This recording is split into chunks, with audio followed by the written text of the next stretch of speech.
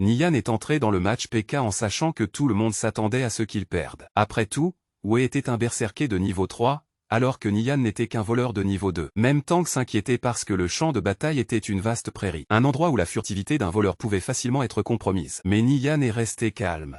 Dès le début du combat, il a disparu grâce à sa furtivité, forçant Wei à le chercher à travers le mouvement des hautes herbes. Wei pensait pouvoir deviner la position de Nian, mais Nian a utilisé le vent lui-même pour dissimuler ses mouvements. Juste quand Wei croyait l'avoir cerné, Nian est apparu derrière lui et a frappé le premier. Wei a paniqué et a déclenché de puissantes compétences pour le repousser. Mais Nian avait déjà calculé chacun de ses mouvements. Il connaissait le timing des attaques de Wei, le temps de recharge de ses compétences, et même l'instant où sa défense s'ouvrirait. Puis Wei a lancé une entaille de flammes mortelles, tentant de terminer le combat d'un seul coup net. Au lieu de reculer, Nian a encaissé le coup de front et a continué d'avancer. Wei a chargé à nouveau, certain que la victoire était enfin sienne. Mais avant qu'il ne puisse porter le coup de grâce, Nian a esquivé avec une vitesse terrifiante et a frappé le premier, vidant complètement la santé de Wei. Devant tout le monde, le soi-disant voleur le plus faible a vaincu le puissant berserker, prouvant que Nian n'était plus la même personne qu'ils avaient l'habitude de mépriser. Mais son changement a commencé par la mort, quand Nian a abattu le directeur d'un grand conglomérat, Cao Shu, juste devant ses gardes. Sans hésitation,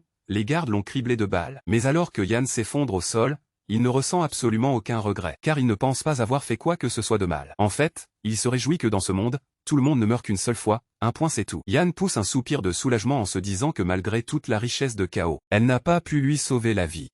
Dans un dernier souffle, Yan lève les mains au ciel et déclare fièrement qu'il a vengé son père et sa mère. Cependant, il déteste le fait que la vie ait été si injuste avec lui et qu'il ait toujours été du côté des perdants. Il essaie de rester en vie autant qu'il le peut parce qu'il n'est pas prêt à abandonner, quoi qu'il arrive. Soudain, tout devient noir, et avant même de s'en rendre compte, il ouvre les yeux dans son lit. Yan se lève en sursaut, tenant sa poitrine avec confusion car il se souvient d'avoir été abattu à mort par les gardes du corps de Cao. Yan regarde autour de lui et réalise qu'il est dans la chambre où il vivait quand il était étudiant. Et c'est là qu'il prend conscience qu'il a peut-être réincarné dans le passé. À la télévision, à l'autre bout de la pièce, passe une publicité pour un jeu virtuel totalement immersif, en ligne connu sous le nom de Conviction. Apparemment, Conviction vient tout juste d'ouvrir ses serveurs, et grâce à cela, Yan confirme qu'il est de retour dans le passé. Yan se dirige vers sa table et en saisit un portrait. Il s'agit d'une photo de lui et de ses parents. La photo a été prise lorsque ses parents faisaient du commerce de plutonium métallique à la frontière. Le plutonium métallique était un matériau stratégique important acheté par l'État, des centaines de fois son prix,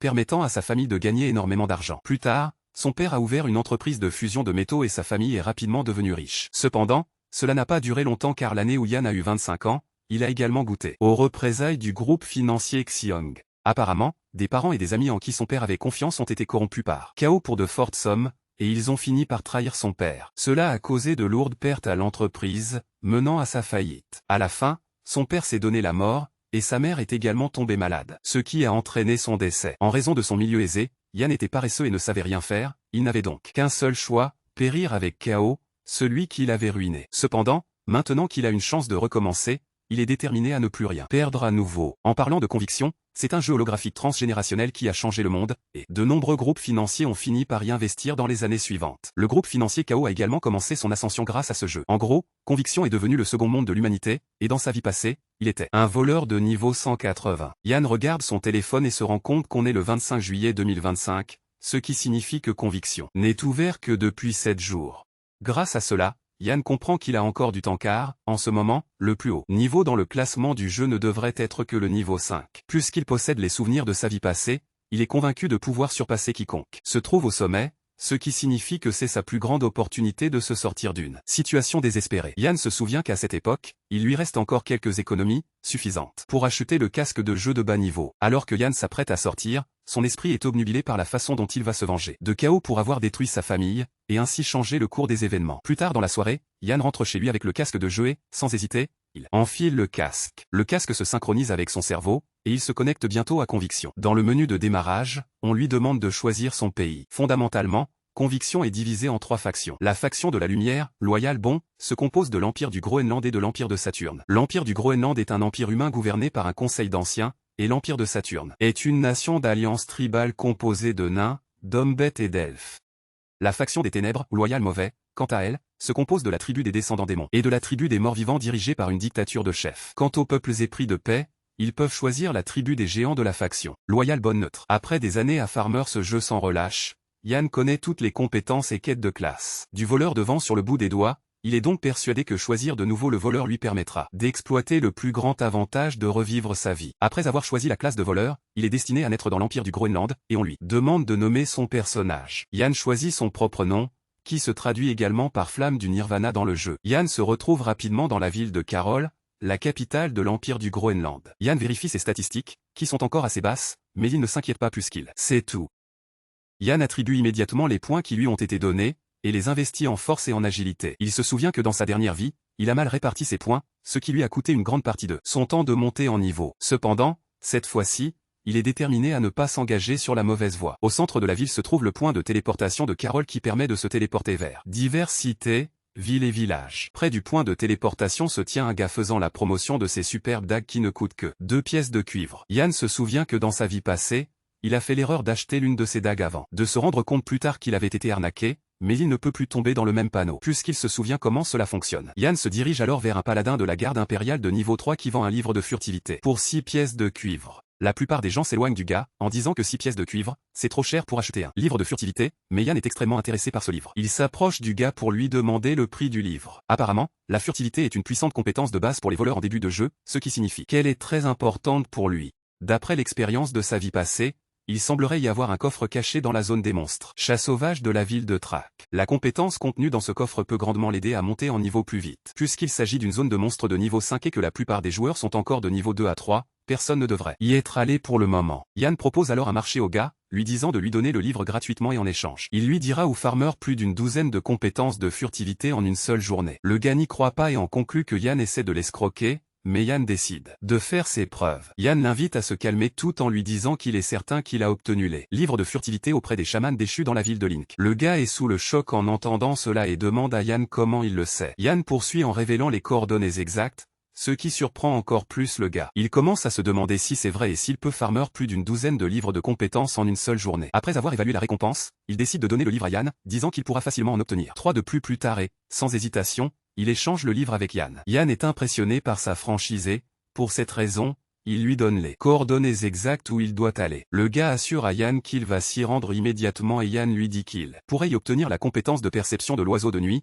donc il ne doit pas hésiter à lui en envoyer une. Le gars assure à Yann que tant que ses affirmations se vérifient, il lui enverra les compétences par la poste, desquelles tomberont. Après le départ du gars, Yann décide également de se rendre à la ville de Thrak, où il pourra ouvrir un coffre caché.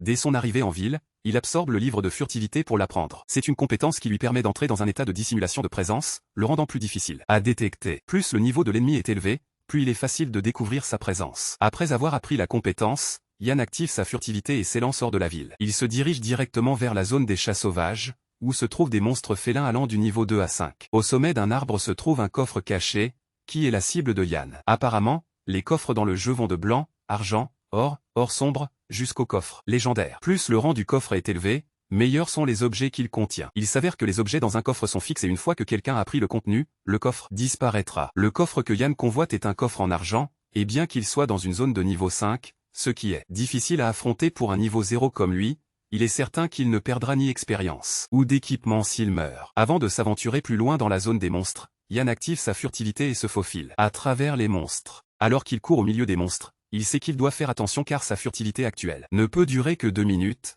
et compte tenu du fait qu'ouvrir le coffre prend également un certain temps, il comprend que sa vitesse doit être optimale. En même temps, il ne peut pas se permettre de s'approcher des monstres félins car il leur sera facile de le détecter. Après avoir fait de son mieux pour se faufiler autour des chats, il arrive enfin à l'endroit où le coffre se trouve, et il s'efforce de rester calme en l'ouvrant car sa furtivité peut se rompre à tout moment. 27 secondes plus tard, le coffre s'ouvre et Yann saisit l'objet à l'intérieur, qui est un livre de compétences. Frappe vitale. Il s'avère que c'est une compétence qui confère une plus grande létalité lors de l'attaque des points vitaux d'un ennemi. Quant aux attributs de la compétence, lors d'un coup sur un point vital, elle inflige 150% de dégâts et son temps de recharge est de 30 secondes. Cependant, elle est restreinte à certaines classes, comme le voleur, le guerrier et le paladin. Avec cela, Yann est convaincu que son chemin vers le sommet est assuré. Yann est ravi d'avoir obtenu une telle compétence car elle peut être apprise au niveau 0, ce qui signifie que la difficulté pour monter de niveau en début de jeu sera réduite de moitié. Sans perdre de temps, il apprend la compétence, et juste à ce moment-là, sa furtivité disparaît, ce qui alerte immédiatement les chats. Cependant, Yann s'en fiche éperdument, et il plonge littéralement dans les griffes des chats tout en les remerciant d'avoir gardé le coffre au trésor pour lui. Apparemment, lorsqu'un joueur meurt dans conviction, il perd son expérience et son équipement. Mais comme il est actuellement un joueur de niveau 0 et qu'il ne porte que l'équipement de base pour débutants, rien ne lui arrivera s'il meurt. Une fois au sol, il se fait déchiqueter et reçoit la notification de sa mort, ce qui l'amène à laisser tomber une paire de gantelets standards de débutant. Cependant, il est téléporté de retour vers la ville la plus proche, qui est la ville de Thrak. Yann sourit tout en taquinant le jeu pour lui avoir offert un retour express gratuit en ville. Avec la frappe vitale en main, Yann estime qu'il est temps de commencer la deuxième phase de sa montée en niveau. Apparemment, la deuxième étape du plan nécessite 20 pièces de cuivre, mais chaque compte nouvellement créé ne commence qu'avec 10 pièces de cuivre, il doit donc d'abord gagner de l'argent. Dans ses souvenirs, il se rappelle qu'il peut accepter la quête cachée d'un PNJ dans la ville. Yann se dirige alors vers un chasseur PNJ pour accepter une quête consistant à collecter des crânes de rats géants gris argentés. Après cela, il parle à un fermier pour accepter une quête consistant à tuer 50 rats géants gris argentés. Après avoir accepté 2 quêtes consécutives, il déclenche la quête cachée du pharmacien or. Yann est fier de lui car c'est un secret que lui seul connaît. Il accepte la quête cachée, qui consiste à collecter 21 queues de rats géants gris argentés. Et Yann se met immédiatement en route pour s'occuper des rats. Il massacre les rats sans pitié,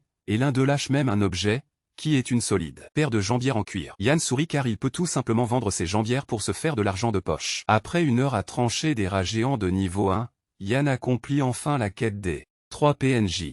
Il gagne 34 pièces de cuivre et 3 potions de récupération instantanée basique. Yann en est époustouflé car il ne s'attendait pas à ce que la quête cachée offre d'énormes récompenses, comme les potions de récupération instantanée. Sans perdre de temps, il met les jambières en vente au marché des enchères. Après cela, il décide de se rendre au magasin d'armes, et il est chaleureusement accueilli par le vendeur, qui lui demande s'il a besoin de quelque chose. Yann dit au vendeur qu'il a besoin d'une arbalète, utilisable au niveau 0 et ayant 3 points d'attaque ou plus avec une portée de 12 points ou plus. Il ajoute que le prix ne doit pas dépasser 40 pièces de cuivre, et le gars sort immédiatement la meilleure arbalète dont il dispose, capable de tir rapide. L'arbalète est dotée d'un effet de triple tir ainsi que de 5 points d'attaque. Bien que la vitesse de tir ne soit que de 8, l'effet de tir rapide permet à la vitesse de tir de grimper à 15 points. La portée est également de 30 yards et le prix est de 35 pièces de cuivre. Sans discuter, Yann accepte de prendre l'arbalète, et il demande au vendeur de lui donner 9 carquois de carreaux d'arbalète de qualité inférieure, avec 1000 flèches par carquois. Au final, il dépense 44 pièces de cuivre, et une fois la transaction conclue, il sort de la boutique, laissant un grand sourire sur le visage du vendeur. Une fois ces objets achetés,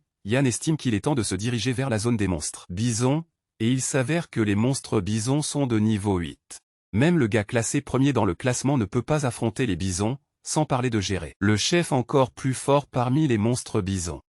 Apparemment, chaque chef est un monstre rare dans le jeu. Cependant, avec les souvenirs de sa vie passée, Yann est confiant quant au fait de tuer le chef bison. Même avec l'écart de niveau. Quelques instants plus tard, Yann arrive dans la zone des monstres bisons et se poste sur une falaise. Il se place dans une faille de la falaise, ce qui est l'endroit exact qu'il veut. Il repère immédiatement le chef bison, qui possède 300 PV. Heureusement, la distance est parfaitement à la portée de l'arbalète. Yann n'hésite pas et tire 3 coups sur le chef bison. 2 des carreaux manquent leur cible, mais un seul fait mouche, et retire un PV à la santé du bison. La santé du bison chute à 299, mais Yann a réussi à le rendre furieux. Yann réalise qu'il ne peut infliger qu'un seul point de dégâts par coup à cause de l'écart de niveau entre lui et le bison. Cependant, il n'est pas inquiet car il a apporté un total de 9000 carreaux d'arbalète, il peut donc user le bison à mort. Yann continue de tirer sur le bison, ratant certains de ses tirs tandis que d'autres font mouche. Le bison charge avec fureur vers la position de Yann et tente de l'atteindre, mais il échoue. Il commence à frapper sa tête contre la roche, mais Yann continue de lui tirer dessus, tout en l'incitant à abandonner car l'endroit où il se trouve actuellement est un terrain buggé. Qui sera confirmé plus tard dans le futur, le bison n'a donc aucun moyen de l'attaquer. 3 heures plus tard, Yann a utilisé 4000 flèches et le bison tient toujours debout. Même s'il est maintenant sur le point de mourir, Yann n'abandonne pas et tire d'autres coups pour finalement achever le bison.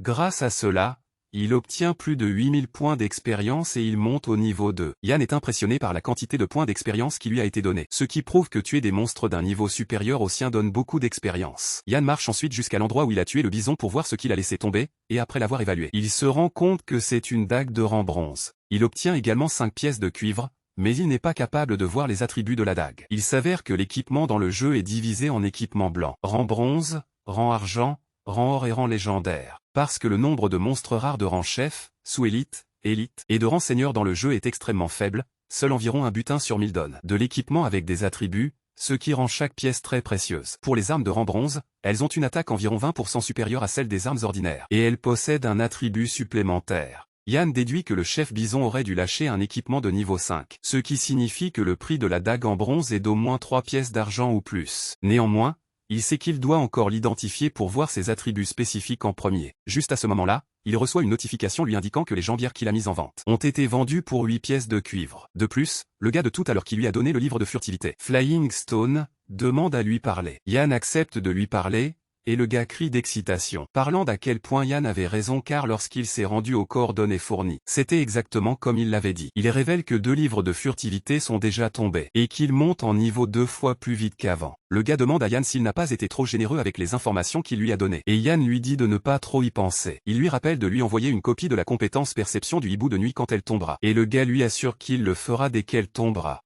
Il demande ensuite à Yann comment il sait tout cela, et Yann répond qu'il avait joué un compte avant, l'avait supprimé, puis avait recréé un voleur. Le gars est époustouflé par cela, et en conclut que le compte précédent de Yann devait être au moins de niveau expert. Le gars demande ensuite à Yann s'il a fait le donjon du camp des chamans déchus avec son compte précédent, parce que son équipe a essayé de faire le donjon plusieurs fois mais s'est fait écraser. En fait, ils ont presque perdu tous leurs points d'expérience et leur équipement. Yann accepte de lui apprendre, mais lui fait savoir que le prix de la stratégie complète du donjon est de 2 pièces d'argent, ce qui n'est pas négociable. Le gars est obligé de redemander si Yann est sérieux concernant le fait qu'il y a un guide pour ce donjon, et Yann dit oui.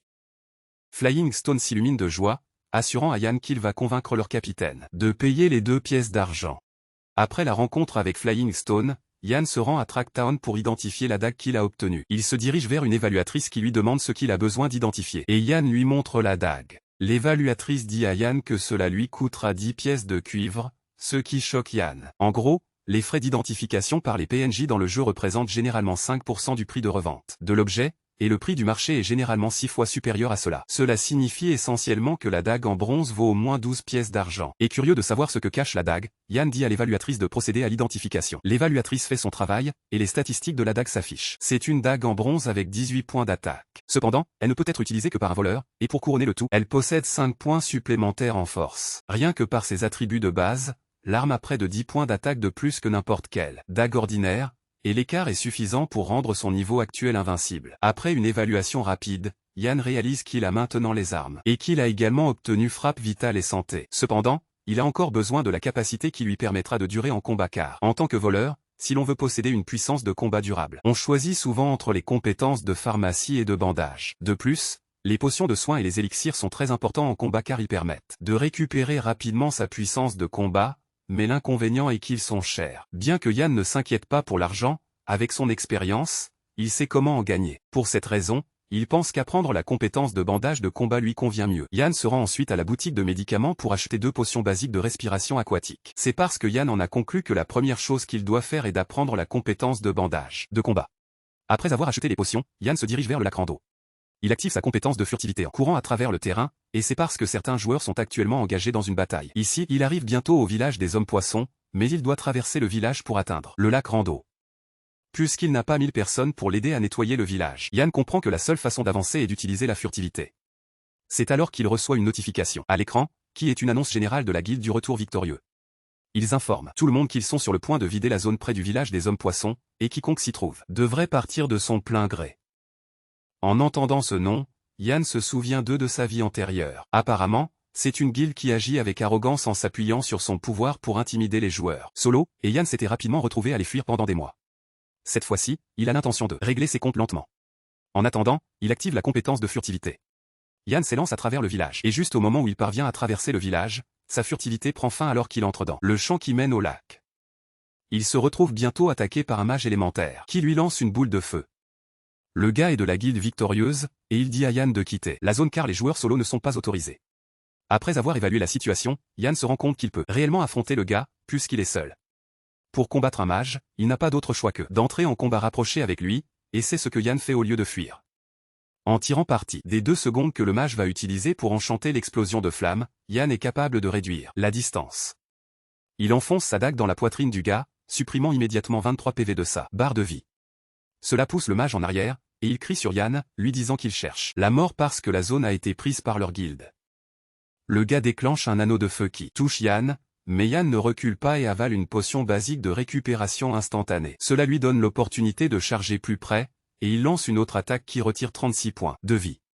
À ce stade, le mage perd déjà ses moyens, et il tire une puissante rafale, essayant de faire reculer Yann. L'attaque frappe Yann, le faisant reculer pendant que le mage se moque de lui disant qu'il n'est qu'un voleur de niveau 2. Il se dit qu'il lui suffit d'une seule boule de feu pour éliminer Yan, et il est sûr d'y parvenir. Juste au moment où il s'apprête à préparer sa boule de feu, Yan l'atteint en un clin d'œil, déclenchant la frappe vitale pour trancher sa nuque. L'attaque est si rapide qu'elle laisse le mage se demander comment Yan a pu le vaincre. Alors qu'il n'est qu'un voleur de niveau 2 qui aurait dû mourir après avoir été frappé par sa boule de feu. Yan sourit au gars pour l'énerver encore plus, et lorsqu'il réalise que Yan a utilisé une potion de récupération instantanée, il est forcé de demander à Yan comment il a eu l'argent pour acheter des potions, alors qu'il n'est qu'un voleur solo de niveau 2. Yan le nargue, lui disant d'essayer de trouver les réponses à ses questions stupides quand il ressuscitera enfin en ville.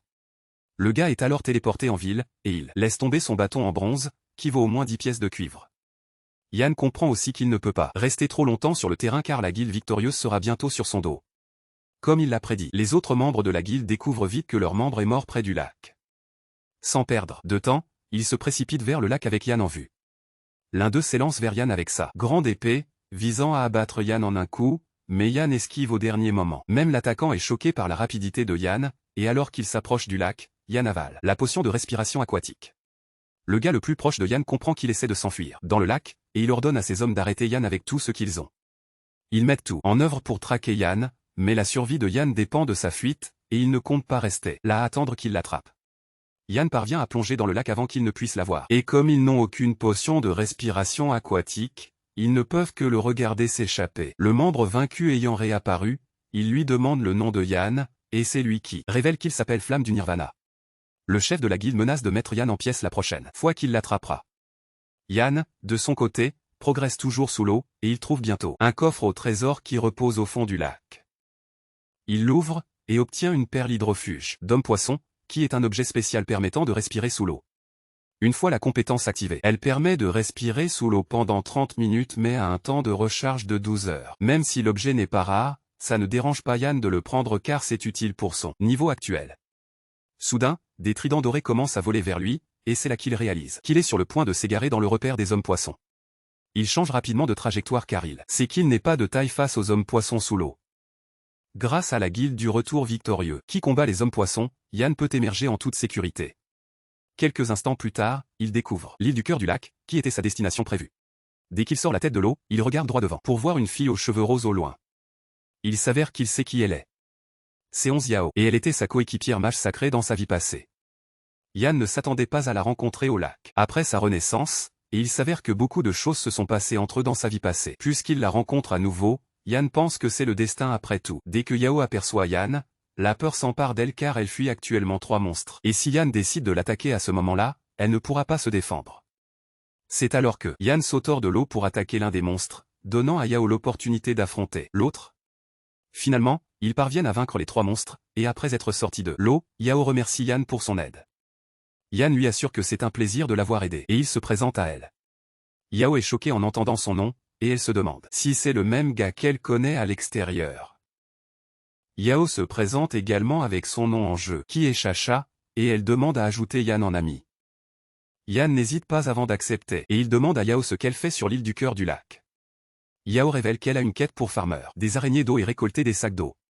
Yan lui révèle qu'il est aussi là pour farmer des araignées d'eau, mais qu'il a besoin de récolter de la soie fine. Yan demande s'il devrait faire équipe, et elle accepte, révélant qu'elle a de la soie sur elle, tombée des araignées d'eau qu'elle vient de tuer. Elle dit à Yan qu'elle peut lui donner les soies en guise de récompense. Yan obtient la soie, qui est au nombre de 12 et équivaut à 36 pièces de cuivre. Yao dit que cela ne la dérange pas car elle aurait perdu beaucoup plus si elle était morte, donc 36 pièces de cuivre ne sont rien pour elle. De plus, elle n'a pas besoin de la soie car sa mission ne tourne pas autour de ça, ce qui signifie que ça lui sera inutile. C'est à ce moment que le chef des araignées d'eau apparaît, provoquant la panique de Yao. Yan forme immédiatement un groupe avec Yao avant de se jeter sur l'araignée, délivrant une attaque, propulsée par la compétence frappe vitale. Cela retire 52 points de vie, et Yao le soutient, avec la compétence jugement sacré. Yan retire encore 70 points à l'araignée, et Yan dit immédiatement à la fille de sauter. Yan sort son arbalète, disant à Yao qu'il va attirer l'attention de l'araignée pour qu'elle puisse avoir l'occasion de lui infliger des dégâts. Yan tire 3 carreaux sur l'araignée, ce qui enlève en moyenne 30 points chacun des points de vie du monstre. La puissance sacrée de Yao frappe l'araignée, infligeant les dégâts qui épuisent finalement les PV du monstre, le tuant ainsi. Après avoir tué le monstre, Yao est sous le choc car tout le processus avec Yan s'est déroulé en douceur. Même si le monstre chef était assez puissant, ils ont pu l'éliminer facilement. Et Yao réalise que c'est la première fois qu'elle rencontre une telle situation. Elle réalise qu'ils s'étaient battus en parfaite harmonie, comme s'ils étaient dans le même groupe depuis longtemps. Yan remarque qu'elle est perdue dans ses pensées, et il lui demande si quelque chose ne va pas, et elle répond que tout va bien. Cependant, elle fait savoir à Yan qu'il est plutôt doué, ce qui la laisse se demander pourquoi il farme les monstres seul. Yan répond qu'il est déjà habitué à farmer seul, et Yao lui propose immédiatement une idée, puisqu'il est seul. Elle lui dit que leur groupe prépare une incursion dans la forêt des Tréants de Tracktown, et elle veut savoir si Yan est intéressé pour les rejoindre. Yan demande alors à Yao combien de guerriers à bouclier possède son équipe, incluant le montant de défense et de PV. Yan mentionne que la forêt des Tréants est un donjon de niveau 3, et le boss roi Tréant est un monstre sous élite, ce qui signifie que si les guerriers à bouclier manquent de défense, nettoyer le donjon sera difficile. Yao révèle qu'ils ont 2 guerriers à bouclier, et que leur défense est de 53, tandis que leurs PV sont de 230. Yan lui fait savoir que ce n'est pas suffisant, car le roi Tréant a 2% de chance d'infliger un coup critique, donc si la défense d'un guerrier à bouclier n'est pas de 60 points, il peut facilement se faire tuer en un coup. De plus, les soins du prêtre doivent augmenter. Yao est choquée lorsqu'elle apprend que le roi Tréant inflige des coups critiques car c'est la première fois qu'elle entend ça. Elle est tellement époustouflée qu'elle en vient à demander à Yan comment il sait tout ça. Yao révèle alors que son équipe se prépare depuis de nombreux jours, donc ils ne peuvent pas abandonner à mi-chemin. Yao mentionne que pour monter la défense à 60 points, ils vont devoir obtenir au moins une pièce d'équipement défensif en bronze, ce qui est très difficile. Yan lui dit alors qu'il y a une autre solution, et c'est de le laisser prendre le commandement de son équipe. Yao est choquée d'entendre cela, et elle dit à Yan qu'elle ne doute pas de sa force, mais qu'il sera difficile pour elle de convaincre tout le monde dans son équipe. Néanmoins, elle assure à Yan qu'elle va faire de son mieux, et après cela, il décide d'examiner le butin que le monstre boss a lâché.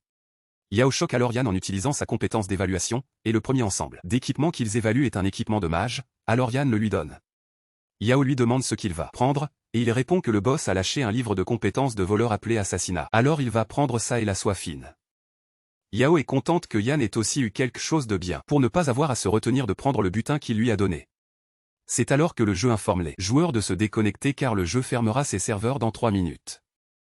Cela force les deux à se dire au revoir, et quelques instants plus tard, Yan ouvre les yeux dans sa chambre. Il se rend compte qu'il est déjà le matin du 2e jour. Même s'il n'est pas en train d'XP en ce moment, Yan comprend qu'il doit exercer son corps. De plus, Kao aura beaucoup de gardes du corps autour de lui, il ne peut donc pas se permettre d'être dans une position vulnérable. Yan sort et il perd sa concentration, ce qui lui coûte presque la vie car le camion-kun lui offre presque une autre renaissance. À ce moment-là, la fille aux cheveux roses, Onze Yao, se précipite pour vérifier si Yan va bien. Onze Yao le tire, le réprimandant d'avoir agi si imprudemment, ce qui l'a fait saigner. Elle dit à Yan d'attendre pendant qu'elle va chercher la trousse de premier secours dans sa voiture. Il s'avère que Onze Yao est la camarade de classe de Yan et aussi son plus grand regret de sa vie passée. À cause de sa faible personnalité, il avait été incapable d'exprimer ses sentiments à Onze Yao. Au final, elle a été ciblée par Kao après qu'il a découvert qu'ils étaient proches, ce qui lui a causé une grave maladie mentale. Après avoir prodigué les premiers soins, Onze Yao réprimande Yan, lui disant d'arrêter d'être imprudent, mais Yan ne peut s'empêcher de regarder son beau visage. Onze Yao monte bientôt dans sa voiture pour partir, mais en y entrant, elle commence à se demander si Yan est la flamme du Nirvana qu'elle a rencontrée dans le jeu. Cela révèle que Onze Yao est Chacha dans le jeu, mais elle ne veut pas croire tout de suite que Yan est la même personne que Flamme du Nirvana. D'un autre côté, voir Yao rend Yan heureux, mais il sait qu'il doit être prêt ou bien Kao détruira tout ce qui lui est cher. Il comprend qu'il doit devenir vraiment bon au jeu, ce qui est le seul moyen pour lui de changer son ancien destin. Juste alors, il reçoit un appel d'un gars nommé Tang Yao qui crie sur Yan pour avoir disparu pendant 2 jours. Yan parvient à se préparer avant de répondre pleinement à l'appel, révélant à quel point il est heureux que Tang soit encore en vie. Il s'avère que Tang est le meilleur ami de Yan, et dans son passé, lorsqu'il est tombé dans les abysses, Tang a été celui qui a risqué d'être détecté par Kao pour le soutenir, pour lui faciliter la vie. Cependant, Tang aime les femmes, et dans sa vie passée, il s'est battu avec quelqu'un dans un bar par jalousie, ce qui a provoqué un gros bonnet au pouvoir monstrueux, entraînant Tang à être battu à mort et jeté dans une ruelle sombre.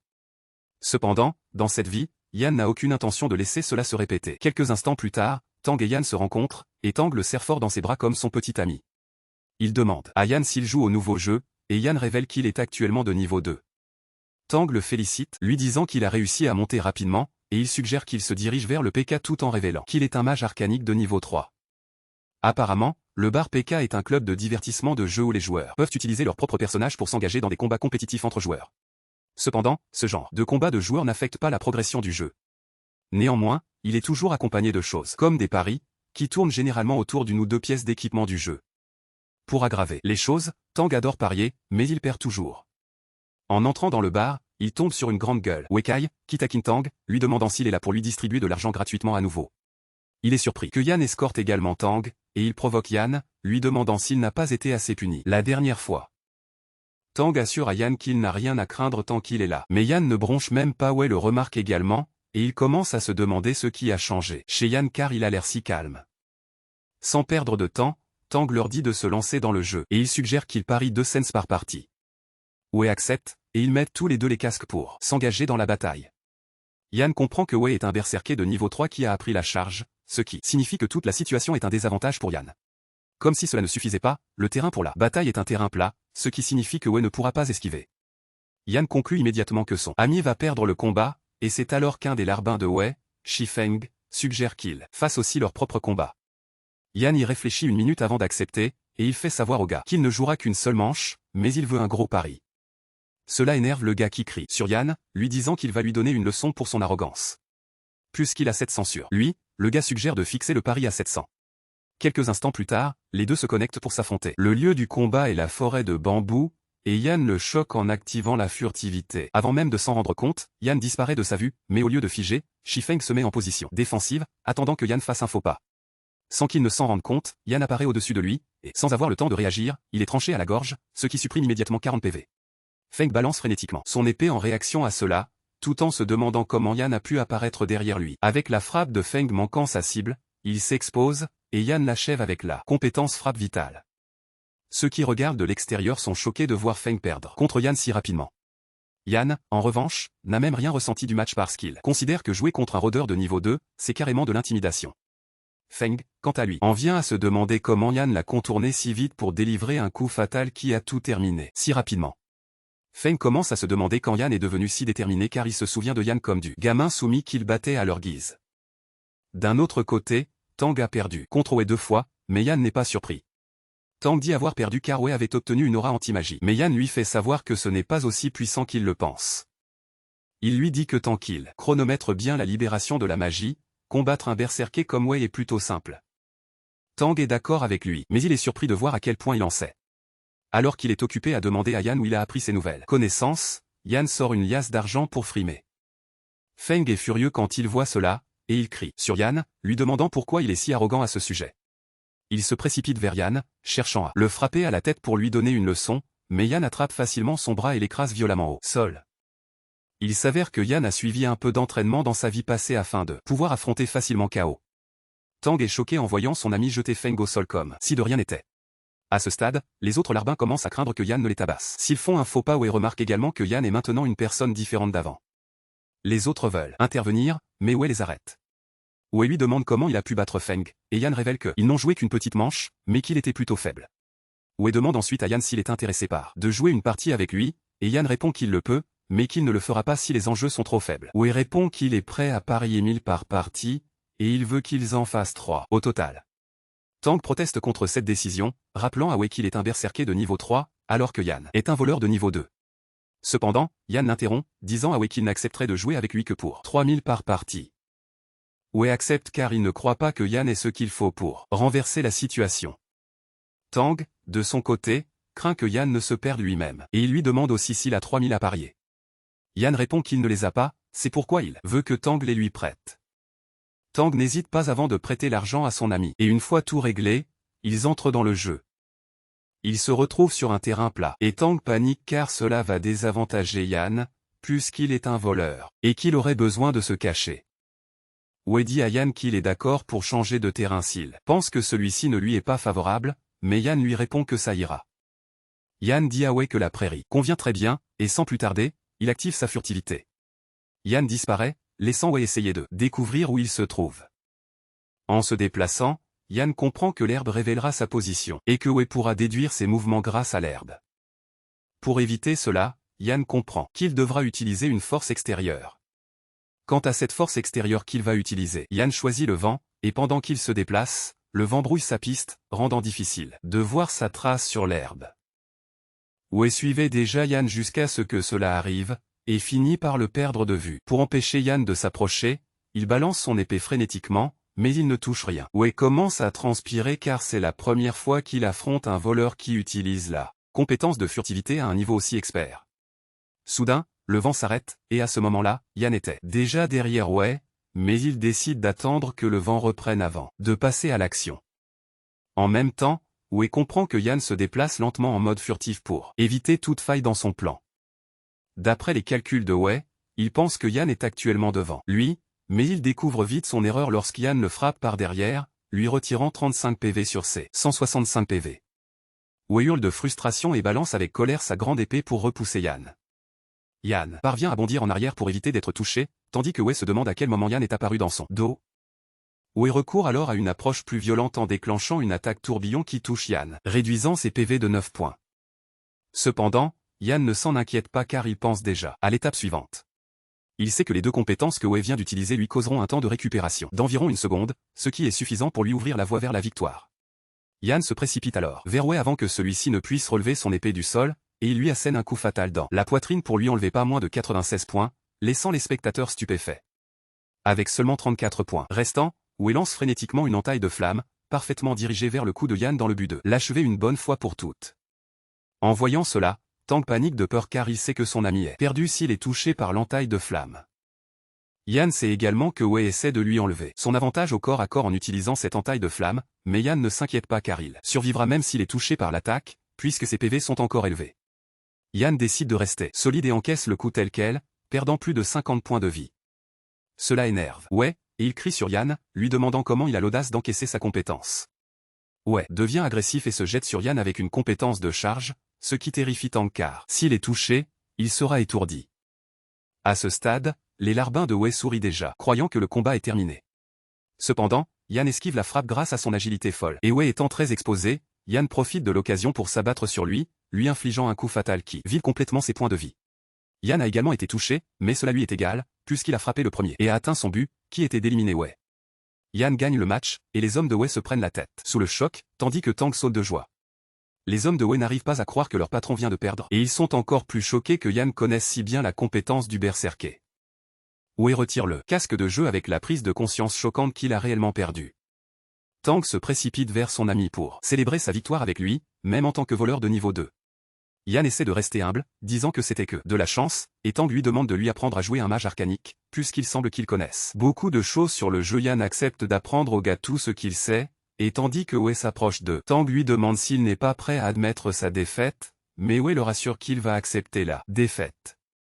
En fait, Wei fait savoir à Yan et Tang qu'ils pourront venir à son bar à l'avenir pour traîner. Après cela, Wei dit à ses hommes qu'il est temps pour eux de partir, et un de ses hommes lui demande pourquoi il se montre si poli avec Yan. Wei répond qu'il doit pouvoir regarder vers l'avenir, et au vu des choses, Yan est maintenant une personne différente, donc il vaudrait mieux se lier d'amitié avec lui pour l'avenir. Yan dit ensuite à Tang de le suivre dehors, promettant de lui acheter des choses puisqu'il a gagné. De plus, il lui promet de lui apprendre des choses sur le mage arcanique ce soir-là. Quand Yan rentre chez lui, il s'engage dans une série d'exercices pour entraîner son corps, montrant à quel point il est musclé. Après avoir terminé son entraînement, il comprend qu'il est temps d'entrer dans le jeu. Il se rappelle qu'il a encore une mission avec l'équipe de Yao, qu'il avait promise plus tôt. Au moment où il entre dans le jeu, il reçoit une notification lui indiquant qu'Ezi demande à l'ajouter en ami. De plus, Flying Stone a déposé une pièce d'argent pour le remercier pour le guide car ils avaient pu terminer le camp des chamans déchus. Sachant à quel point Yan est efficace, le gars demande déjà un autre tutoriel. Yan comprend qu'Ezi est Tang, et puisqu'il est déjà dans le jeu, il prévoit de l'emmener faire la forêt des Tréants.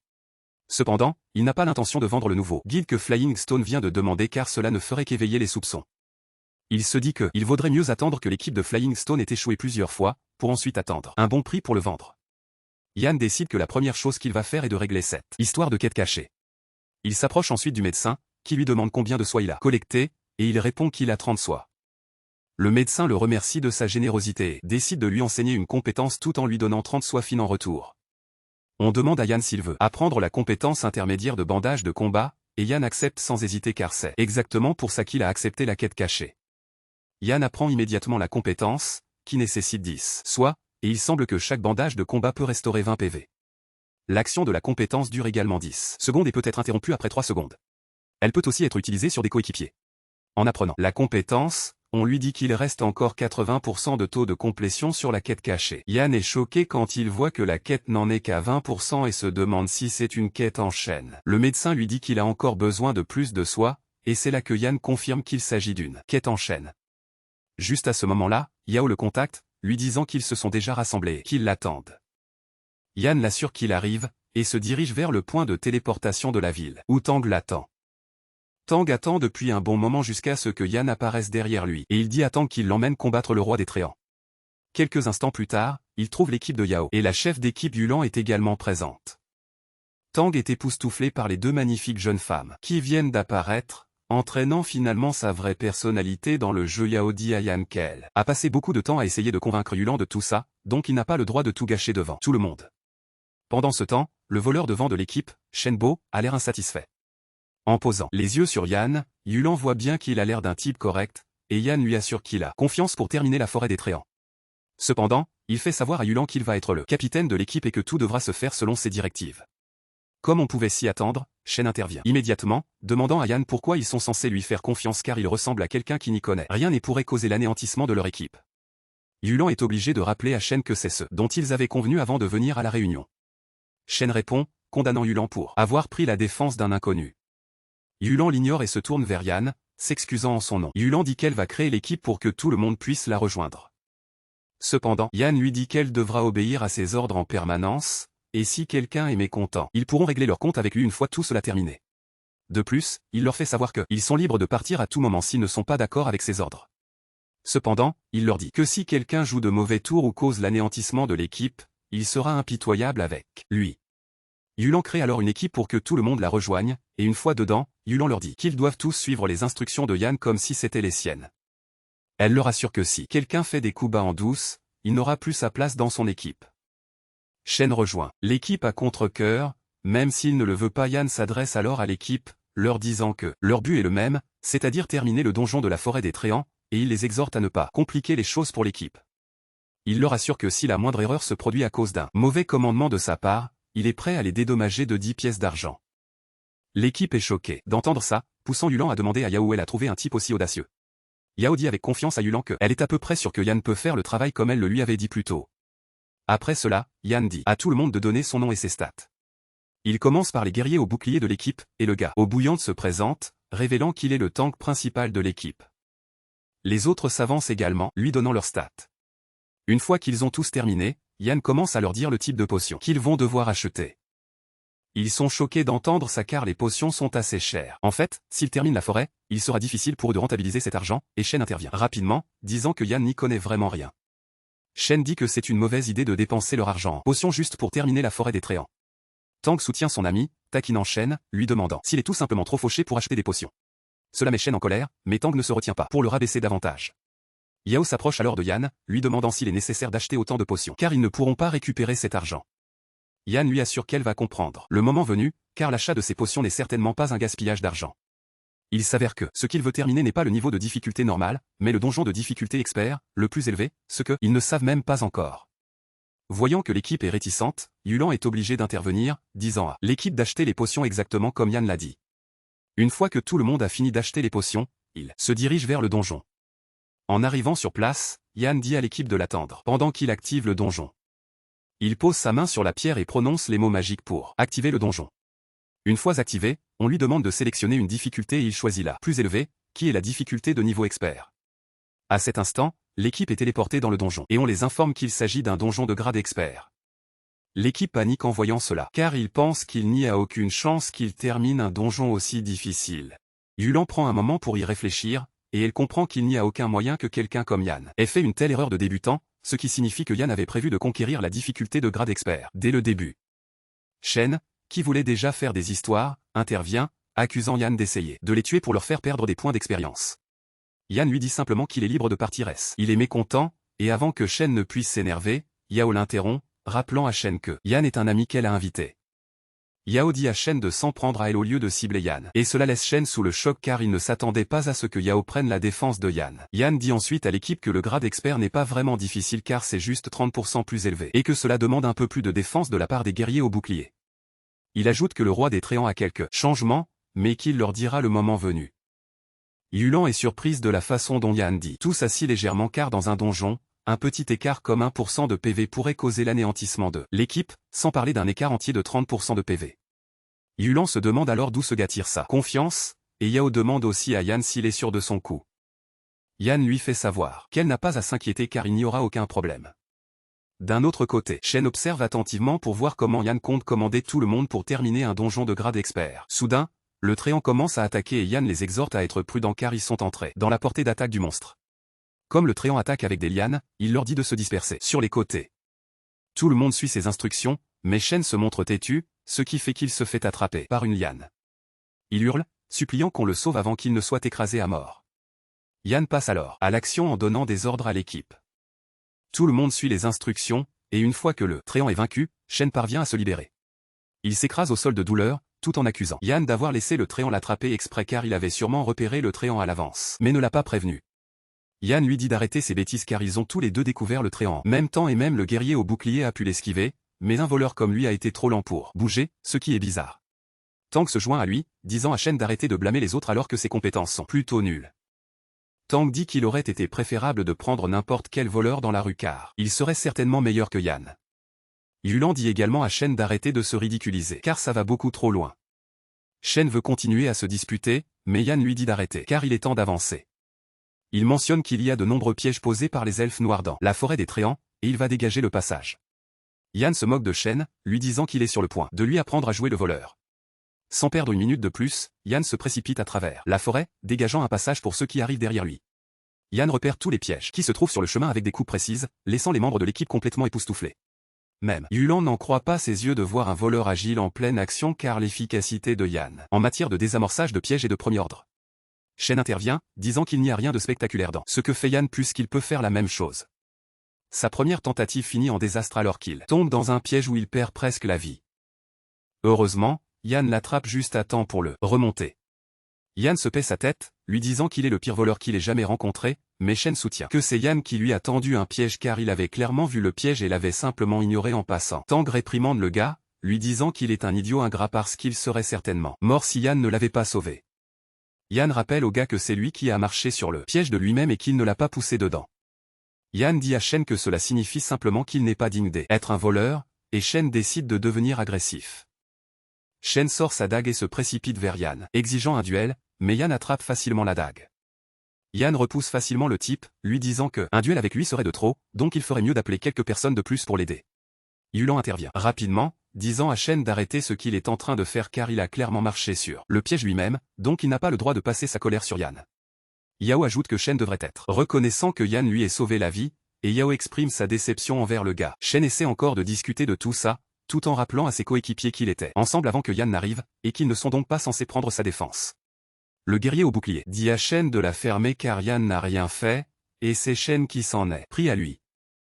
Voyant que tout le monde est contre lui, Shen décide de se retirer, disant qu'il aimerait bien les voir terminer le donjon avec Yan à leur tête. Après son départ, Yao s'excuse auprès de Yan pour ce qui s'est passé, mais Yan lui assure que ce n'est rien car il vaut mieux continuer sans un fauteur de trouble. Avec tout ce qui s'est passé, Yan se rend compte qu'il vaudrait mieux qu'il fasse des donjons avec sa propre équipe à l'avenir. Yulan suggère alors de tout laisser derrière eux et de continuer la mission. 30 minutes plus tard, Yan revient pour dire à l'équipe que leur chemin a été bloqué par un mur de Tréants. Apparemment, les Tréants sont au nombre de 18, et Yulan panique car il n'y a aucune chance qu'il puisse gérer un tel nombre. Yan lui assure qu'il n'est pas assez stupide pour les faire combattre plusieurs Tréants à la fois. Yan saute alors dans la cime d'un arbre, et il sort une arbalète dans le but d'attirer l'attention des Tréants sur lui. En tirant les carreaux, l'équipe panique car les Tréants seraient effrayés par les carreaux, mais Yan revient calmement, disant au gars au bouclier de se diriger vers une certaine coordonnée. Étonnamment, Yan parvient à attirer leur aggro en touchant différents endroits avec les carreaux, laissant Yulan complètement dépassé. C'est quelque chose dont elle n'avait entendu parler que dans les légendes, et elle demande à Yan où elle a réussi à trouver un maître légendaire puisqu'il a été capable d'attirer au loin la plupart des Tréants.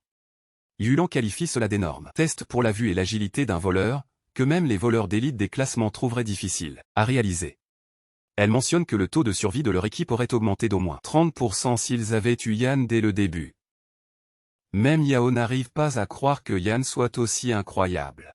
Alors qu'il se prépare à engager le combat contre les Tréants, Yan dit au guerrier au bouclier de bloquer un Tréant et de se rappeler de garder son centre de gravité stable pour que le Tréant ne puisse rien lui faire. Yann et les autres engagent le dernier tréant pendant que le guerrier au bouclier garde l'aggro du tréant et il est surpris de voir que la suggestion de Yann fonctionne vraiment.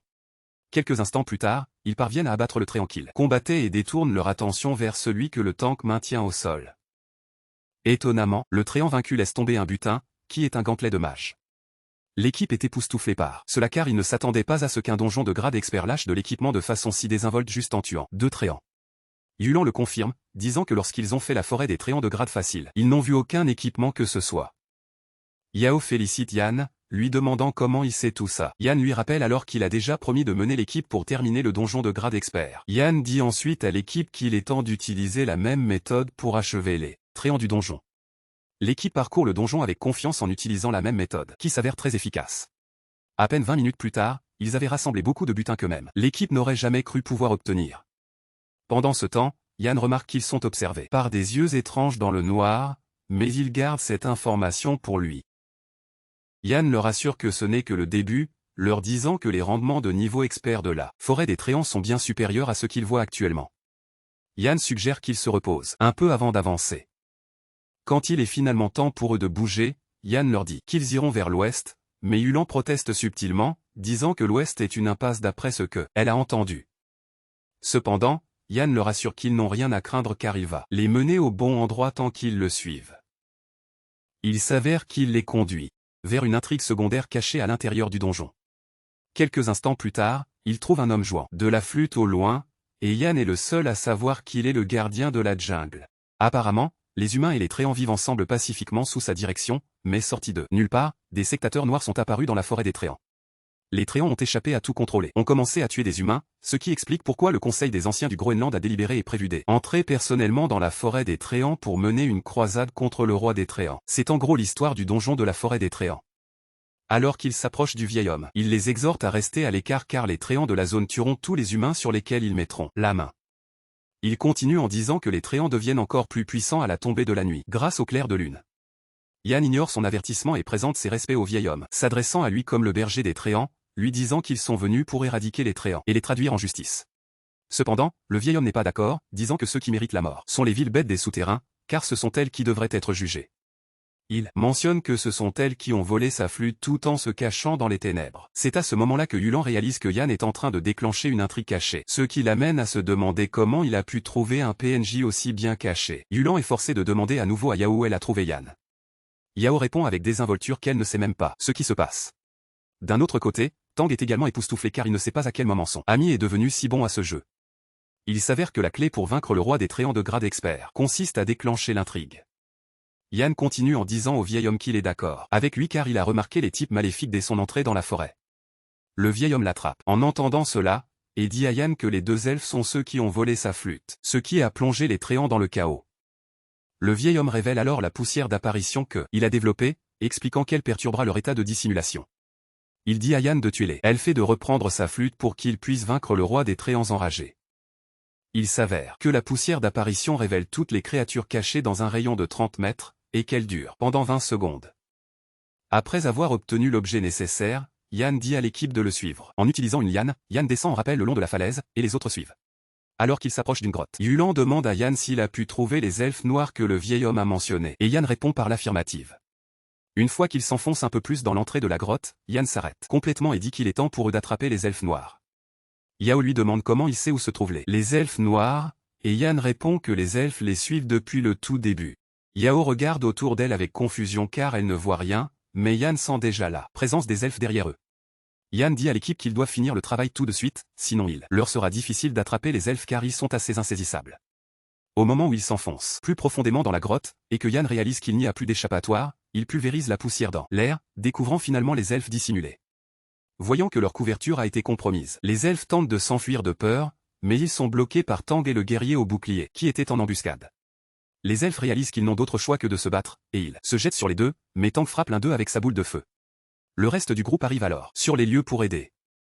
Yann dit à l'équipe de s'assurer de tuer les elfes parce que la flûte du berger dont ils ont besoin est sur eux. L'un des elfes se jette sur Yann, dans le but de l'abattre, mais Yann l'esquive avant de lancer une contre-attaque qui tranche la tête de l'elfe. En battant les elfes, Yann met enfin la main sur la flûte dont ils ont besoin, et Yann assura l'équipe qu'avec la flûte, ils nettoieront facilement la forêt des tréants. C'est une flûte qui fait trembler de peur les tréants, leur faisant perdre 50% de leur PV, mais elle n'est utilisable que dans le donjon de la forêt des Tréants. À ce moment-là, Yao dit à Yan qu'il y a autre chose qu'il doit voir. Il s'avère que c'est une lettre écrite dans une langue étrange. Yao ne comprend pas, mais Yan est capable de lire la lettre, et il semble qu'ils aient déclenché une quête secondaire, où ils doivent remettre la lettre au général Kavora, lui rappelant de se prémunir contre la contre-attaque de la tribu Drow. Yao demande à Yan ce qui est écrit sur la lettre, et il lui explique, laissant tout le groupe totalement surpris. Ils savent qu'ils vont aussi être récompensés pour cette quête, et ils imaginent déjà quelque chose d'énorme.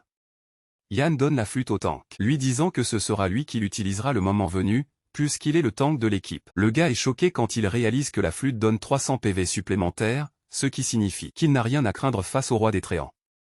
Une fois cela réglé, Yan leur dit que il est temps de se remettre en route. Tank félicite Yan, disant qu'il est devenu plutôt bon, et grâce à ses compétences, il a pu changer la mauvaise attitude de l'équipe envers lui. Au moment où il retourne dans la forêt, il recommence à affronter des Tréants, et ils obtiennent plein de récompenses au passage. Il trouve un bon bouclier que Yulan propose immédiatement d'acheter à Yan, et Yan lui dit que ça ne le dérange pas car le seul butin qu'il veut, c'est l'équipement de voleur. De plus, il veut le joyau de chute plumeuse du roi des Tréants, mais les autres peuvent être vendus et l'argent lui être envoyé. Quelques instants plus tard, le sol entre en éruption et le boss Tréant surgit d'en dessous. Yan exhorte l'équipe à faire attention et leur dit de se mettre en formation. Il dit au tank d'avancer, pendant que les autres l'attendent.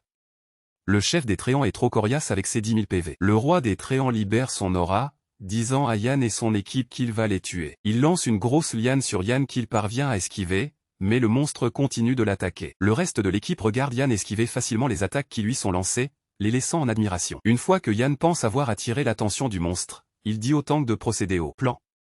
Obouyi frappe le monstre avec son bouclier, ce qui ne lui enlève que 36 points de vie. Et c'est là que le gars réalise qu'il ne faut pas plaisanter avec la défense du monstre. Pendant qu'Obouyi s'occupe du monstre, Yan ordonne aux mages d'attaquer, et ils lancent tous un assaut total sur le roi des Tréants. L'attaque des mages inflige beaucoup de dégâts qui enlèvent beaucoup de points de vie, mais ce n'est toujours pas suffisant pour abattre le monstre. Yan dit alors à Obouyi d'utiliser la flûte, et au moment où il le fait, cela réduit les stats du roi des Tréants de 50%. Une fois le monstre désavantagé, Yan dit aux mages d'utiliser la magie de feu au lieu de la magie de glace car le roi des Tréants est résistant à la glace, d'une certaine manière. Tang est d'accord car c'est son point fort, c'est donc son heure de gloire. Pendant que Tang affronte le roi des Tréants, Yan se précipite vers l'une des prêtresses pour lui demander si elle a appris la compétence de dissipation, et elle répond oui. Yan est heureux de l'entendre, et il dit à la prêtresse de faire attention à Obouyi car le roi des Tréants va bientôt utiliser une compétence de peur. Une fois que le roi des Tréants utilise la compétence, Yan dit à la prêtresse d'utiliser la dissipation immédiatement. Yan remarque que la prêtresse est nerveuse, et il l'exhorte à se détendre, lui faisant savoir qu'il va lui dire quand il sera temps de lancer la compétence de dissipation. Comme il l'a prédit, le roi des Tréants utilise la compétence de peur, mais la prêtresse est déjà prête, et elle lance sa compétence de dissipation pour annuler l'effet de peur. La prêtresse est époustouflée quand elle réalise qu'elle a bel et bien le pouvoir de le faire. À ce stade, les PV du roi des Tréants sont tombés juste en dessous de 3000 points. Réalisant qu'il est sur le point de mourir, le roi des Tréants devient fou furieux, repoussant l'équipe en arrière. Cependant, Yan dit à Obouyi de passer à sa posture défensive. Cela parvient à stopper l'avancée du Tréant, et Yan dit à l'équipe de consommer leur potion magique pour se soigner. Tout le monde fait immédiatement ce qu'il dit, et ils retrouvent leur état optimal. Cependant, c'est Obouyi qui subit tous les dégâts de l'attaque du Tréant. Juste au moment où il est sur le point d'être écrasé, l'effet de guérison entre en jeu au bon moment, le sortant de cette situation délicate. Obouyi réalise qu'il n'aurait jamais pu résister aux dégâts du roi des Tréants sans la flûte et la guérison qui sont arrivés juste à temps. Obouyi consomme aussi la potion qu'il a avec lui, et il réalise enfin que les potions qu'ils avaient achetées étaient pour ce moment précis. Avec tout le monde revigoré, ils sont capables de pousser plus fort contre le Tréant, et Yan dit aux mages de se concentrer sur le feu afin de pouvoir tuer instantanément le monstre Tréant. Tout le monde lance une attaque simultanée sur le monstre Tréant, et Yan finit par achever le monstre avec la compétence de frappe vitale. Le monstre Tréant s'écrase au sol et se brise en morceaux. L'équipe célèbre d'une seule voix parce qu'ils viennent de réussir à tuer le terrifiant roi des Tréants. Yulan exprime son choc quant au fait qu'il ait pu terminer la forêt des Tréants de niveau expert, ce qui est entièrement grâce aux ordres impeccables de Yan. Même Obouyi dit que toute l'expérience est revigorante. Grâce à leur victoire sur le roi des Tréants, ils parviennent tous à monter de niveau. Mais pendant qu'ils célèbrent, Yan prend enfin le joyau de chute plumeuse pour lequel il est venu. Il s'avère que c'est un objet très bien noté qui peut être équipé dans l'emplacement d'accessoires. Lors de l'utilisation d'une compétence active, le joyau de chute plumeuse peut réduire son propre poids, rendant la vitesse de chute dans les airs aussi légère qu'une plume, mais cela ne dure que 3 minutes. En obtenant le joyau, Yan passe également au niveau 3. Yan dit ensuite à l'équipe qu'ils sont libres de distribuer le reste du butin, et qu'il n'en demandera pas. Il les informe qu'ils doivent aller à Carol City et valider la quête secondaire. L'équipe se souvient qu'ils ont encore une quête secondaire, et cela ajoute à leur excitation. Yulan remercie Yan pour son aide, lui disant qu'elle ne sait même pas comment le remercier correctement. Quelques instants plus tard, ils arrivent au point de téléportation de Carol City, et Shen était en embuscade pour voir s'ils allaient vraiment terminer le donjon. Il est choqué de voir qu'ils l'ont fait, et qu'ils ont même monté de niveau au passage. Cela le rend encore plus en colère, et il jure de se venger de Yan.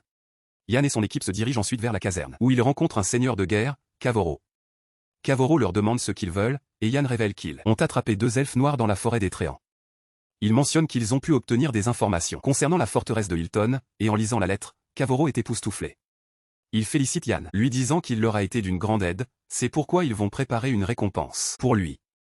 L'équipe gagne beaucoup de respect, tout en recevant également 2 pièces d'argent et un livre de compétences, étourdissement. Yan est satisfait des récompenses car il ne s'attendait pas à obtenir de si bonnes choses de la quête secondaire. Yan dit ensuite à Yulan qu'il est temps pour eux de se séparer, et Yulan lui demande ce qu'il compte faire. Yan répond que comme d'habitude, il va farmer des monstres et monter de niveau. Au fond de lui, Yan pense déjà à farmer le monstre d'élite, le roi lion cadeau. Alors qu'ils sont sur le point de partir, Yao l'assure qu'elle va vendre le butin et lui envoyer sa part d'argent par courrier. Après leur départ, Tang s'accroche à Yan comme un bébé, lui disant de lui apprendre rapidement comment bien jouer un mage des arcanes. Yan accepte de le faire, mais suggère qu'il change d'équipement d'abord. Peu de temps après, ils arrivent à la forge et Yan se procure un tas de gantelets et de jambières pour lui-même. Une fois cela fait, Yan lui dit qu'il est temps de partir pour les collines du Rhin pour monter de niveau. Yan promet d'apprendre à Tang comment bien utiliser sa classe en chemin vers les collines. Peu après, ils arrivent aux collines du Rhin, et Yan dit à Tang que les grottes dans les collines abritent beaucoup de monstres chauves-souris, et qu'ils lâchent des dents de chauve-souris. Yan donne 1 heure à Tang pour farmer des dents de chauve-souris afin de voir combien il peut en récolter. Tang accepte avec enthousiasme et se précipite vers la grotte pour commencer à rôtir des chauves-souris avec le feu. En même temps, Yan décide aussi de chasser des monstres pour ne pas rester inactif. Yan abat les chauves-souris assez facilement avec sa dague, et en seulement une demi-heure, Yan a abattu beaucoup de chauves-souris. Il se demande combien de chauves-souris Tang a tué à ce moment-là, mais soudain Tang le contacte, lui disant qu'il est poursuivi par un joueur au nom rouge. En gros, ce sont des joueurs qui tuent illégalement d'autres joueurs dans le jeu. Yan est choqué d'entendre cela, et Tang dit que le groupe appartient à la guilde de la flamme sacrée radieuse, ce qui met immédiatement Yan en action. Yan se met en mouvement, et il dit à Tang de rester en sécurité jusqu'à son arrivée. Yan lui demande comment il est tombé sur les joueurs rouges, et Tang répond qu'il ne s'occupait que de ses affaires, tuant des monstres chauves-souris, mais qu'il est soudain tombé sur leur chef de niveau 3. Il s'avère qu'ils se sont spécialisés dans le meurtre d'autres joueurs pour voler leur équipement. Yan exhorte Tang à les faire tourner en rond jusqu'à ce qu'il arrive pour pouvoir s'amuser avec eux. Peu de temps après, Yan arrive sur place et repère l'équipe au loin. Le chef de l'équipe, Dian Kang, est un mage élémentaire, et ils sont convaincus que Tang ne leur échappera pas. Il s'avère que si un joueur au nom rouge est tué, tout l'équipement qu'il porte tombera, et comme Yan peut voir que Kang porte le set du chasseur de feu, Yan a déjà hâte d'éliminer l'équipe. Il active sa furtivité et se lance à la poursuite de l'équipe, mais c'est qu'il doit faire attention, car l'équipe doit être plutôt compétente pour avoir décidé de tendre une embuscade à un autre joueur. À ce moment-là, l'un des membres de l'équipe remarque que Kang regarde autour de lui bizarrement, et il semble que Kang ait réussi à repérer Yan même s'il est en mode furtif. Avant que Yan ne puisse l'atteindre, Kang s'élance de là où il est tout en lançant une attaque de feu, disant à Yan qu'il l'attendait. La furtivité de Yan se brise, donnant aux autres la chance de remarquer sa présence. Il commence activement à le traquer, et Yan réalise que Kang doit mourir car il est une menace sérieuse. Pour réduire la distance entre eux, Yan active le parchemin de vitesse, qui lui donne un bonus de vitesse de 20% pendant 30 secondes. L'attaque de Kang parvient à toucher Yan, lui enlevant une partie de ses PV, mais cela ne l'empêche pas d'avancer à une vitesse aveuglante. Il atteint Kang avant même que celui-ci ne puisse réagir, et il déclenche la compétence d'assassinat, enfonçant sa dague dans sa poitrine pour enlever 40 PV à la santé du gars. Kang riposte immédiatement avec une autre rafale de flammes qui touche Yan, mais il parvient à esquiver la frappe. Un autre adversaire enchaîne avec une autre attaque, mais Yan bloque la frappe avec sa dague. Yan parvient à l'esquiver, mais est quand même touché par la lumière sacrée. Yan ignore les deux et fonce droit sur Kang. Yan coupe Kang si fort qu'il lui enlève la majeure partie de ses PV.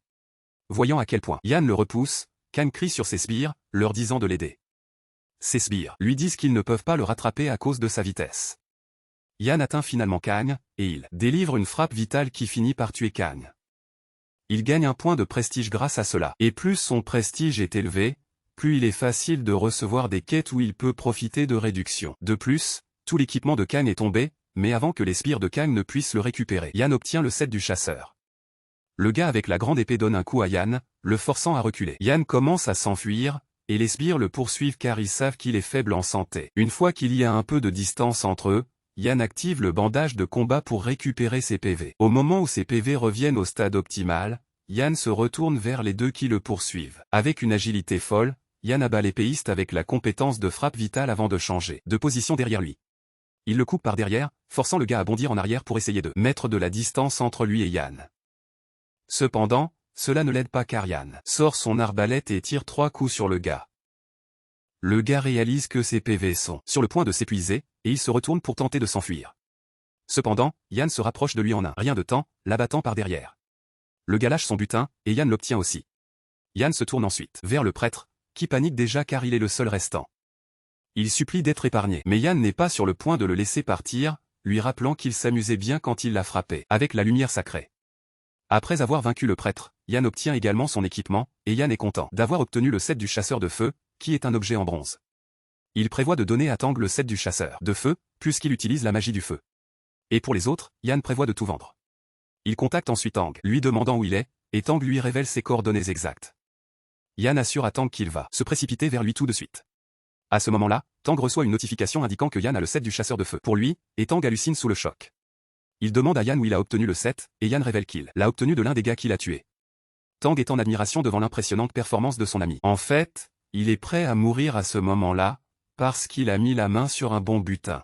Yan dit ensuite à Tang d'attendre quelques minutes, car il doit éliminer un groupe de méchants. Pendant ce temps, les subordonnés de Kang reçoivent la notification que leur camarade est mort, et cela les choque jusqu'aux os, puisque Kang est plutôt fort grâce au set du chasseur. Il panique aussi quand il réalise que Kang a dû perdre son équipement. Le groupe suppose que Kang a dû mourir aux mains d'un groupe de personnes. À ce moment-là, ils apprennent que la personne qui a tué Kang n'est qu'un seul voleur. Ils n'en croient pas leurs oreilles quand ils entendent ça, parce que Kang est plutôt fort. L'équipe se prend la tête de peur, car il est incompréhensible pour eux qu'un voleur de niveau 3 élimine à lui seul Kang et son équipe. Le chef d'équipe dit alors à son équipe que Kang lui-même a confirmé toute l'histoire. Grâce à la mise à jour de Kang, ils sont capables d'apprendre le nom de Yan. Il s'avère que la guilde a émis un ordre d'assassinat sur Yan, et quiconque le tuera sera récompensé par 5 pièces d'argent. À leur insu, Yan les traque en fait, et il peut entendre tout ce qu'ils disent. Yan est surpris qu'ils aient placé une somme d'argent aussi énorme sur sa tête. En même temps, Yan est curieux de voir comment ils comptent le traquer. Yan active alors sa compétence de furtivité pour suivre secrètement le groupe. À ce moment-là, ils entendent un bruissement devant eux, et juste au moment où ils se préparent à engager ce qu'ils croient être Yan, ils sont choqués de découvrir que ce n'est nul autre qu'un chef cerf à cornes.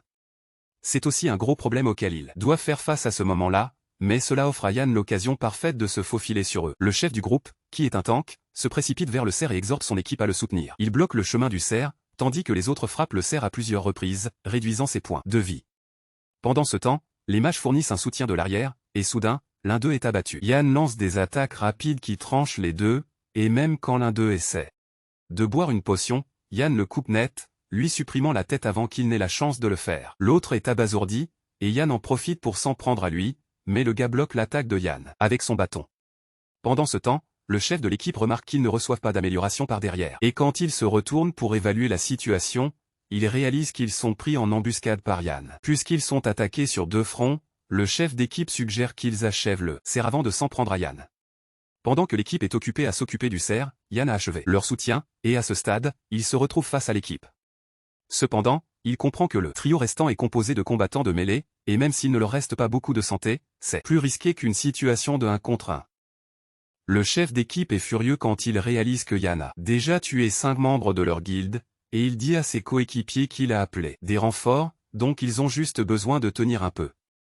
Voyant que le trio est réticent à l'affronter, Yan décide de l'utiliser à son avantage, leur disant qu'il va partir. Le chef d'équipe dit alors à Yan que son plan pour les séparer afin de les attaquer individuellement ne fonctionnera pas. Yan comprend immédiatement que des renforts vont bientôt arriver, donc ils essaient de le retarder. Yan se retourne alors, disant à l'équipe qu'il jouera avec eux la prochaine fois.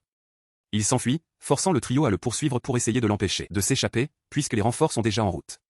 Cependant, ils finissent par le rater parce qu'il est tout simplement trop rapide. Yan crée une grande distance entre car il comprend le terrain mieux que quiconque, donc il n'y a pas moyen qu'il l'attrape.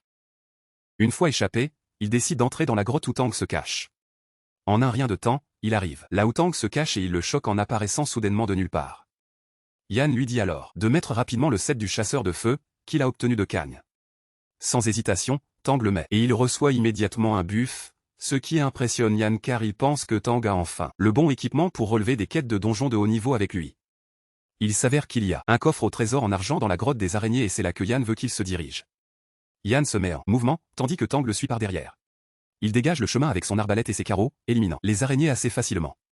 Tang fait aussi sa part en réduisant les araignées en cendres.